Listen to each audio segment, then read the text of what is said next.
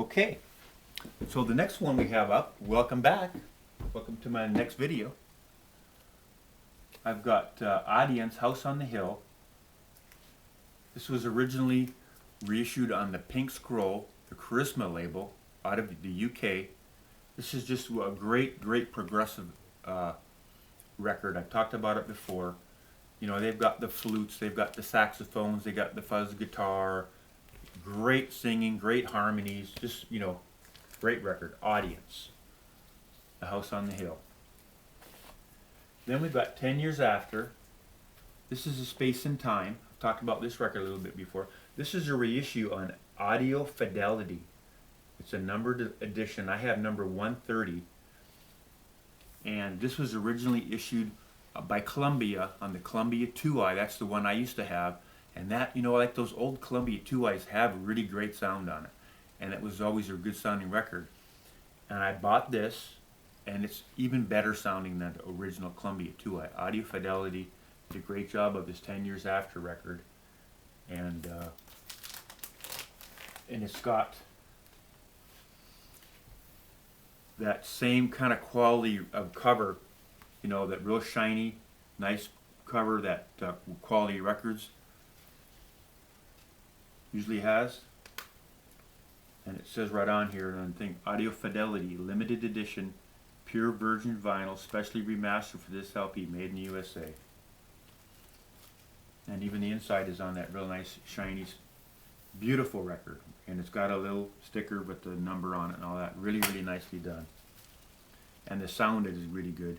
And the songs on this record, this is the best 10 Years After record that was, in my opinion, ever done. Really good record. Did some really good work on that record. Okay. Robin Trower, Bridge of Sighs. Now this is the Friday Music reissue. See their logo up here. Of this record, Bridge of Sighs. This is Robin Trower, of course. And this is just a phenomenal record here. If you're not familiar with this record and you like good guitar playing, yeah, this guy here, just stop the press, go listen to this. This is worth the price of admission right here if you're not familiar with this. Curved Air, Air Cut. This is a band out of the UK. Great keyboards on here, great guitar, and they also have a female vocalist who plays the electric violin, and she does a fantastic job. I think this is one of the only records I have with violin on it, and it's just rocks. This record is a great record here. Curved Air is the name of the band. Curved Air, Air Cut. Here's a little picture of the back of the record. Curved Air, Air Cut. And this is Caravan from Canterbury, England, UK, in the land of grey and pink. It's a good rock record, a lot of good keyboards on here, good guitar, that type of thing. UK progressive rock record, and this is a reissue that I bought, and it's on colored vinyl, grey and pink. And I used to have the original UK press, and this reissue was made in the EU, was pressed in the EU, and it's even better quality sounding than the original UK press. So they did a good job on that, on this record here, Caravan. Great record. Now this is an interesting record here. Thomas Budzinski. This is a guy from Poland. And this guy here, I mean, he's a big deal in Poland, this guy here. And he's put out this record.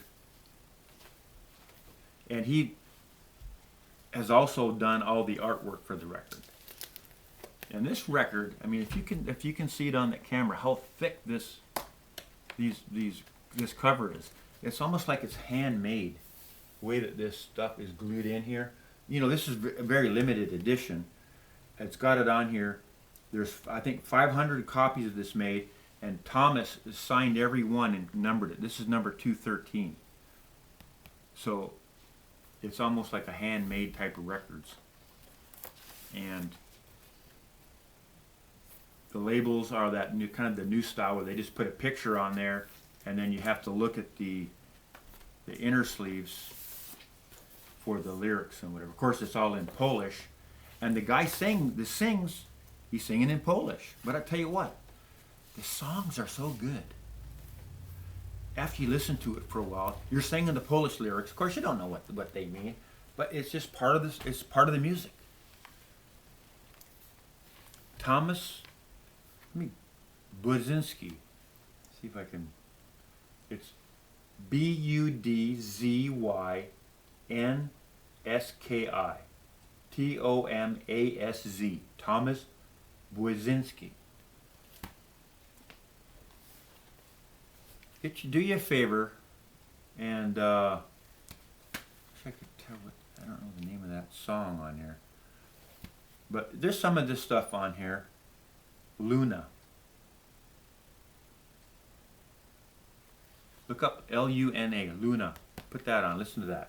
I really, really like this record. I listened to it over. It's all like played it, and the kids that come over, bring their friends over. We'd put that on. They'd be spellbound by this stuff. They'd go, wow, well, who is this? What is this stuff? It's unbelievable. So, have a listen to that. See if you like that. Pretty interesting. Okay, now I've got a band called Savoy Brown. This is Blue Matter. It says Blue Matter on this side. These are all gatefolds. These are all original gatefolds, original pressings, and they're all on that Parrot label. These are Canadian pressings, and they're all near mint, and I've had them forever. Had them for a long time, and every time I go through my record collection and I say I'm going to get rid of the stuff that doesn't really cut the mustard, I don't listen to, these always stay because these are good records. This is good stuff right here. Blue Matter, Raw Sienna, Looking In,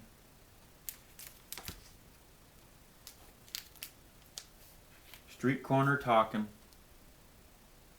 and the nice thing about this original one here, it's not a pebble cover. And all these Savoy Browns, they're all, gatefolds, and it's got the paper that's glued in on the inside, and it's pebble cover on pebble there on the inside and the outside. On the Parrot label, of course, again, like I said before, Parrot. And then, probably my favorite one is Savoy Brown Hellbound Train. This has got some good songs on this one. Really like it. Let's open it up and look at the cover art. I'd like to get a poster of this. It's pretty cool. Hellbound Train. Savoy Brown. Pretty cool stuff.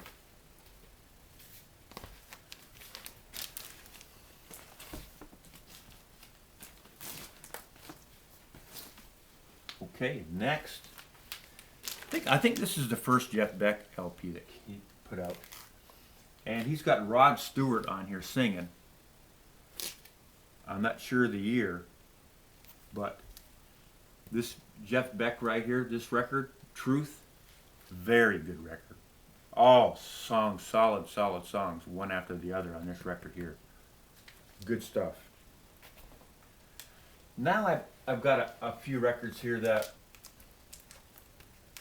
all these records here, they're not rock, they're not hard rock, they're none of that kind of stuff, but they're just really, really good sound on them. Quincy Jones, You've Got It Bad Girl. This is that classic 70s sound, on here. But the sound on that, and these are just domestic pressings now. This is just a regular, A&M pressing. But boy, oh boy, I'm telling you, the sound on these will knock your socks off. Now on these other two that I have, this is a Canadian press. This one here is, and You know, I used to listen to these records a lot because the sound on it is so good. And I was able to get, this is a Japanese pressing now, of Smackwater Jack. It's got songs like Smackwater Jack, Ironside. You know, he's always, Quincy did a lot of tunes for themes for shows on TV and movies and things. See, he's got theme from the Anderson tapes.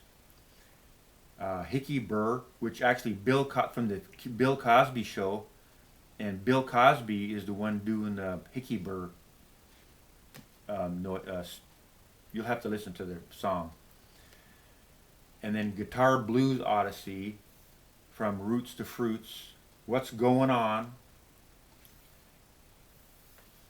Yeah, great song, and the fidelity on this stuff is really, really good. Just that's why I listen to them. It wasn't so much that this is my favorite kind of music or anything, but it's my favorite kind of sound. It's just really good sound on it. And then Quincy Jones Body Heat. You know, it's got Body Heat, Everything Must Change, One Track Mind, If I Ever Loses Heaven.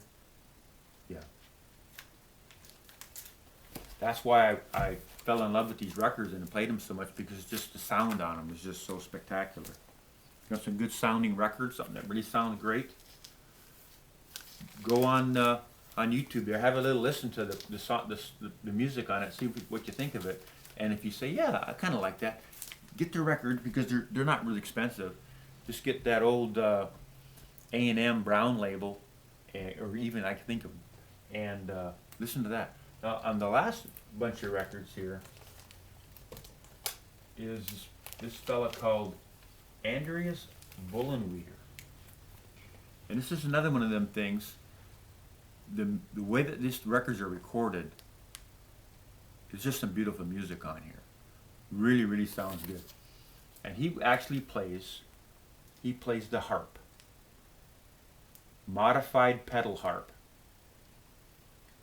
And a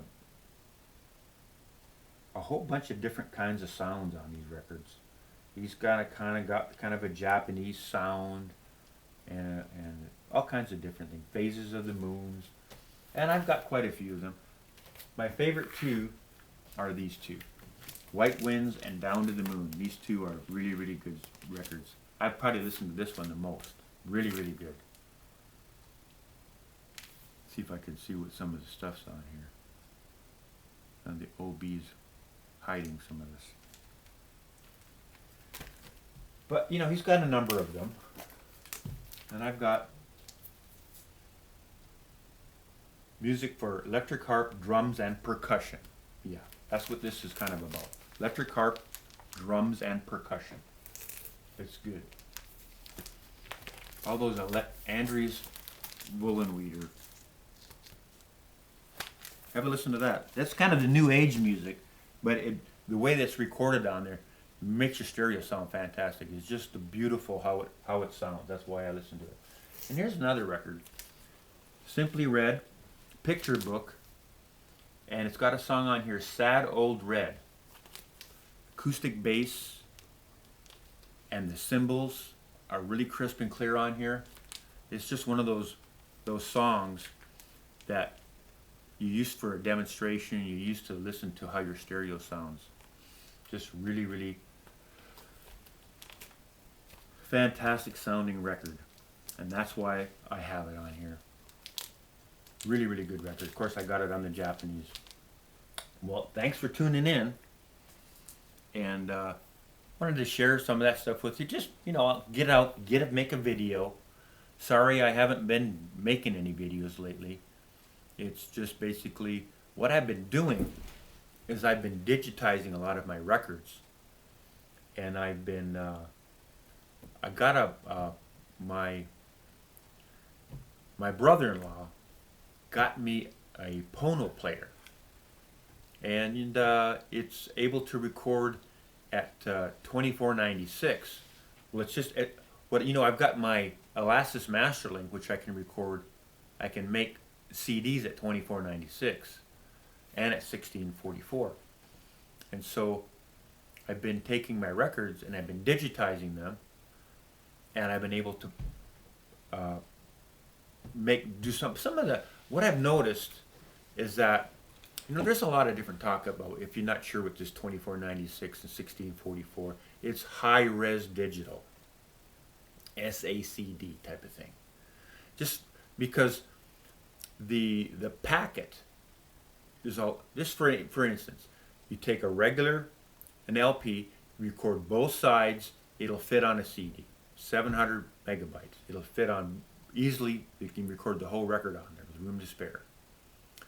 Now when you record at 2496, I can get maybe 3 songs on there, 3-4 songs at the most, usually about 3 songs.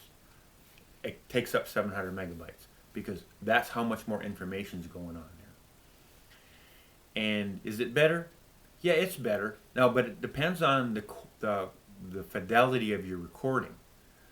Like when I record those 45 RPM records that I have, and I record them at 2496, and then I record it at 1644, and I compare it, I can hear the difference. And here's the kind of thing. What's the difference?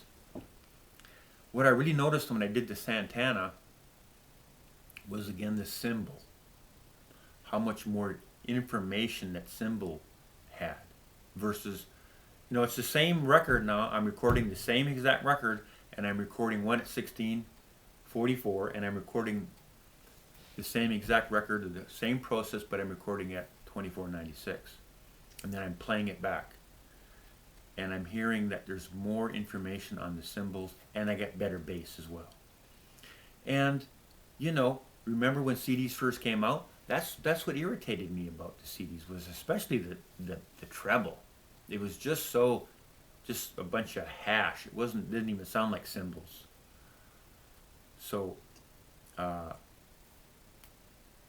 it takes a lot of information to get those cymbals correct on digital, and as well as that real deep bass and the skin of the drums and all that. It takes a lot of information to try to get that correct.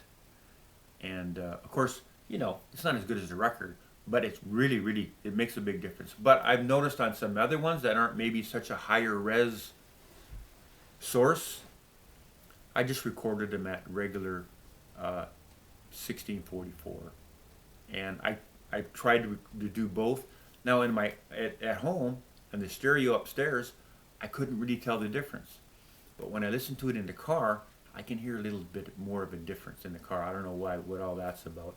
I'm going to make a video about all that later on, but I just wanted to kind of let you know what I've been doing, wasting my time, making a bunch of trying to record these records. Boy, here's the thing about that Pono player now. It sounds better than my CD player in my car. Of course, it's a $400 player, thanks to my brother-in-law. But the CD player that comes with your car, what are they paying for those things? Yeah, they're not paying all that much for it. But even I have some, from my iTunes library that got put onto my Pono player library. I've still got some stuff, that I got off the internet, MP3s, and they sound better than, I used to just play it off my phone in my car. Oh, on that Pono player, they sound a lot better through the Pono player. As do, I had some CDs that I had made, some Porcupine CDs that I was playing in my car, and I played them a lot, over and over and over again in my car. I had them in the changer. It was like, the 6 CD changer. 4 of the CDs were the Porcupine Tree, and I played them quite a bit. And then I took the CD and I loaded it into my laptop and I put it onto the Pono player on the FLAC file. And then I played it back on the Pono player in my car, and I'm going, wow, it sounds better than on the CD player. So it's pretty good. Okay, well, thanks for tuning in, and we'll talk to you later. Bye-bye.